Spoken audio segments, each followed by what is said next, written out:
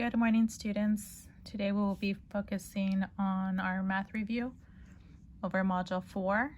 You will be having your quiz on Thursday. It will be covering these standards right here. Okay, be sure to refer to your workbook. The first problem start off with lesson 1 and it goes on to the lesson that we've covered. Okay, so use your workbook as a resource. And also use the videos I've sent you and the notes on Edmodo. Okay, let's start off with number 1. It's asking to fill in the blanks to make each equation true. Let's look at letter A. Here we have 85 plus what number minus 25 equals 85? Well, here the opposite of a negative 25 is a positive 25. A positive 25 minus 25 gives us 0 or cancels out. Therefore, 85 equals 85. Let's look at B. Here we have blank plus G minus G equals K. What letter would go here? Well, here we know positive G and a negative G cancels out. Therefore, K equals K. Okay, letter C, we have 467 minus 83 plus 83 equals what number? Again, negative 83 and a positive 83 becomes 0 or they cancel out. Therefore, 467 equals 467. Okay, same concept on number 2. I would like you to fill in the blanks for A, B, and C. Let's go over to number 3. Write an equivalent expression to show the relationship of multiplication and addition. So letter A, we have 4 plus 4 plus 4 plus 4 plus 4. If we write it as a relationship and multiplication, it's the same as 5 times 4. Why we have 5 4s. Okay, the next one we have 6m. Let's go ahead and write in relationship to addition. This would be the same as m plus m plus m plus m plus m plus m. Make sure you have a total of 6 m's. Okay. Let's go to number 4a. Explain why 30 divided by x equals 6 is the same as 30 minus x minus x minus x minus x minus x minus x equals 0. What is the value of x in this example? Well, here we know that x equals 5. Why? 30 divided by 5 equals 6. Therefore, x equals 5. Okay, for B, you need to represent 56 divided by 8 equals 7. Now we're going to use subtraction. So let's look here. One way you can do it, you can do 56 minus 7. Make sure you have a total of 8 sevens. Okay, you can do 56 minus 7 minus 7 minus 7 minus 7 minus 7 minus 7, so forth, equals 0. That's one way. Or you can also do 56 minus 8 7 times. Okay, this will also give you 0. 5a, so we've talked about exponents, so you all should remember how to figure out exponents. We're going to write 10 to the power of 6 as a multiplication expression having repeated factors. So here, the way we would write this in expanded form would be 10 times 10 times 10 times 10 times 10 times 10. So make sure you have a total of 6 number 10s, okay? So this is the same as 10 to the power of 6.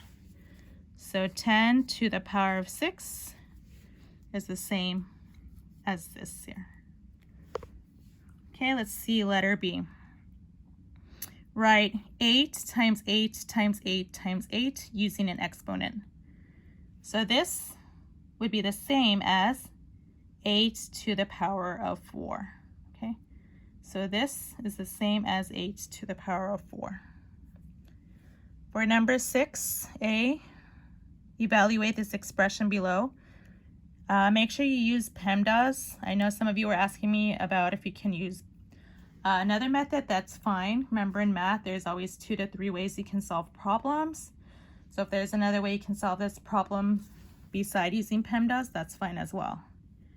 Remember that P represents parentheses, E stands for exponents, M multiplication, D division, A addition, and S stands for subtraction.